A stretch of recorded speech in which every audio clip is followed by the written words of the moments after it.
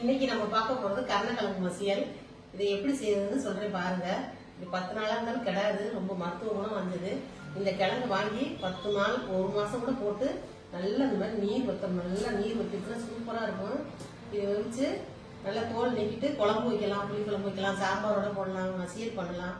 மசியல் பண்ணி ஃப்ரிட்ஜுக்குள்ள வச்சுட்டீங்கன்னா 1 வாரம் இருந்தாலும் வீணாவே போகாது, அப்படியே இருக்கும். இது ரொம்ப ரொம்ப மருத்துவ குணம். இந்த மூளை வியாதி, இந்த எலும்பு பிரச்சனை, இதுக்கெல்லாம் ரொம்ப நல்லது. இந்த கிழங்கு ஒரு சீசன்ல நிறைய, இப்ப இந்த சீசன்ல நிறைய கிடைக்கும். நல்லா வாங்கி வச்சு சாப்பிடலாம். அவ்வளவு மருத்துவ குணம் உள்ளது இந்த கருணக்கிழங்கு. வாங்க கருணக்கிழங்கு மசியல் பார்க்கலாம். கருணக்கிழங்கு இந்த மாதிரி ஒரு 10 நிமிஷம் தண்ணியில் போட்டு ஊற விட்டணும். அதில் வந்து இந்த மண் இருக்கும், களிமண் இருக்கும். அது கொஞ்சம் நேரம் ஊறி இந்த மாதிரி தேய்ச்சி கழுவிட்டோம்னா அதில் உள்ள மண்ணெல்லாம் போயிடும். இந்த மாதிரி கொஞ்சம் நேரம் ஊறினாலே போதும், சும்மா களிமண் தான் போயிடும். நல்லா இந்த மாதிரி தேய்ச்சி கழுவிட்டு இதை முழுசாகவும் விட்டு வேக விடலாம்.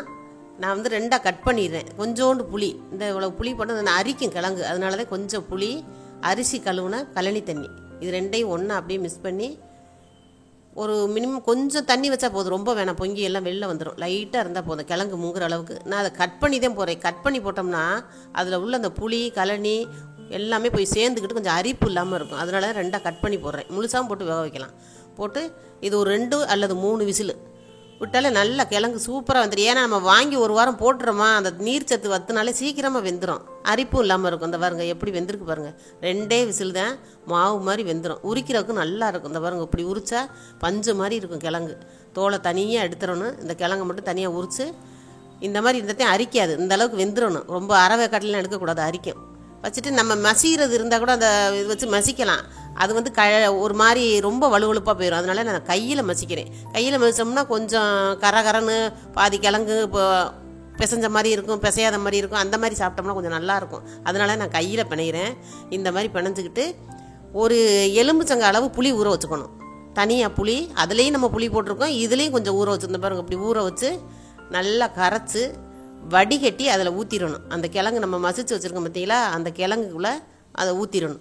ஊற்றினாத்தே அந்த அரிப்பே இல்லாமல் இருக்கும். இது 1 வாரம் 10 நாள் கூட வச்சு சாப்பிடலாம். ஏன்னா அந்த புளி செய்கிறதுனால கெட்டே போகாது, சூப்பராக இருக்கும், நல்லாயிருக்கும். அதுக்கப்புறம் நம்ம காரத்துக்கு தகுந்தபடி மிளகாத்தூள், எவ்வளோ காரம் தேவைப்படுது அந்த மாதிரி போட்டுக்கலாம். 1 ஸ்பூன் மஞ்சள் பொடி போட்டு, உப்பு அதுக்கு தேவை, அந்த கிழங்குலேயும் உப்பு போட்டிருக்கோம், இதுலேயும் கொஞ்சம் உப்பு போட்டு இதை அப்படியே நல்லா எல்லாத்தையும் மிக்ஸ் பண்ணி கரைச்சி வச்சுக்கணும். இந்த மாதிரி புளியோட அந்த காரத்தோடு எல்லாத்தையும் இப்படி கரைச்சி வச்சுக்கிட்டு அதுக்கு தேவையானதை இப்போ தாளிச்சிருவோம். ஒரு கடாய் வச்சு நல்லெண்ணெய் வந்து இதுக்கு ரொம்ப ரொம்ப முக்கியம். எவ்வளவு நல்லெண்ணெய் ஊற்றுறீங்களோ அந்த அளவுக்கு நம்ம ரவா உப்புமா மாதிரி வந்துடும். நல்லெண்ணெய் தான் இதுக்கு ரொம்ப ரொம்ப முக்கியம். வேறு எந்த எண்ணெயும் ஊற்றக்கூடாது, நல்லெண்ணெய் தான். நல்லெண்ணெய் ஊற்றிட்டு கடுகு, கொஞ்சம் உளுந்து கொஞ்சம் அதிகமாக போட்டுக்கலாம். அந்த கரகரப்போடு அதை சாப்பிட்றப்போ நல்லாயிருக்கும், அந்த உளுந்து வாசத்துக்கு நல்லாயிருக்கும்.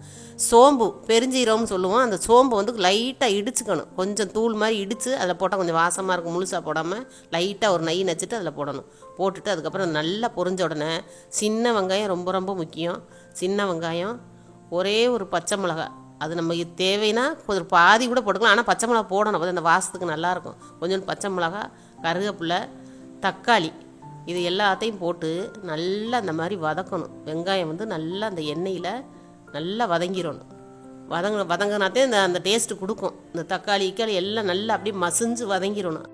அதுக்கப்புறம் கொஞ்சம் உப்பு, ஏன்னா நம்ம ஏற்கனவே கிழங்குலேயும் உப்பு போட்டிருக்கோம், அதனால் கொஞ்சம் உப்பு போட்டு இந்த வெங்காயம் தக்காளி வதங்குற அளவுக்கு போட்டால் போதும். அப்புறம் பார்த்துக்கிட்டு போட்டுக்கலாம்.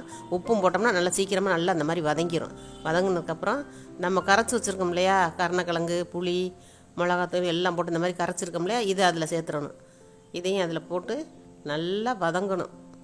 எவ்வளவு தொலைக்கு கொதித்து அது எவ்வளோ நேரம் வேகுதோ அந்த அளவுக்கு டேஸ்ட்டு கொடுக்கும். ஆனால் ரொம்ப ரொம்ப முக்கியம் எண்ணெய் தான், நல்லா டேஸ்ட்டாகவும் இருக்கும். இந்த பாருங்கள், இதில் வந்து எவ்வளவு, நான் வந்து இப்போ ஒரு 100 நல்லெண்ணெய் இருக்கும், அவ்வளோதான் ஊற்றிருக்கேன். இன்னும் அதில் 100 நல்லெண்ணெய் 150 நல்லெண்ணெய் ஊற்றணும்னு வைங்க, என்ன நல்லா உப்புமா மாதிரி, ரவா உப்புமா நம்ம எப்படி கிண்டி இறக்குறோம் அதே மாதிரி இருக்கும். 1 வாரம் 10 நாளைக்கு ஃப்ரிட்ஜுக்குள்ள நீங்கள் வச்சுக்கலாம். இட்லி, தோசை, தயிர் சாதம், இதுக்கெல்லாம் வேறு எதுவுமே நீங்கள் வைக்க வேண்டாம். பேசாமல் ஒரு தயிர் சாதத்தை போட்டு இதை தொட்டுக்கிட்டு சாப்பிட்றலாம். ஃப்ரிட்ஜுக்குள்ள கெட்டும் போகாது, தண்ணி கலக்காமல் இருக்குது, அதனால் கெட்டே போகாது, நல்லாயிருக்கும்.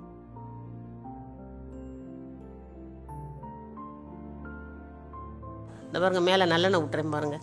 இந்த நல்லெண்ணெய் ஊற்ற கீழே வந்து மொறுமொறுப்பு வரும். இரும்பு கடாயிலையும் நீங்கள் செய்யலாம். இதே டேஸ்ட்டு அதுலேயும் வரும். வேலைக்கு போகிறவங்களாம் இது மாதிரி செஞ்சு வச்சுக்கலாம். ஃப்ரிட்ஜில் வச்சுட்டு நம்ம சாப்பிட கொஞ்சம் ஒரு 10 நிமிஷத்துக்கு முன்னாடி வெளியில் எடுத்து லைட்டாக சூடு பண்ணி நல்லெண்ணெய் 1 ஸ்பூன் விட்டு சூடு பண்ணி வச்சு சாப்பிட்டிங்கன்னா நல்லாயிருக்கும், அருமையாக இருக்கும். பாருங்கள், இந்த பக்குவத்தில் நீ இறக்குனா கரெக்டாக இருக்கும். கருணக்கிழங்கு மசியல் ரெடி. நீங்களும் இதே மாதிரி செஞ்சு பார்த்துட்டு சொல்லுங்கள். இதே மாதிரி ஹெல்த்தியான சமையலுக்கு லைக் பண்ணுங்கள், ஷேர் பண்ணுங்கள், சப்ஸ்கிரைப் பண்ணுங்கள். தேங்க்யூ.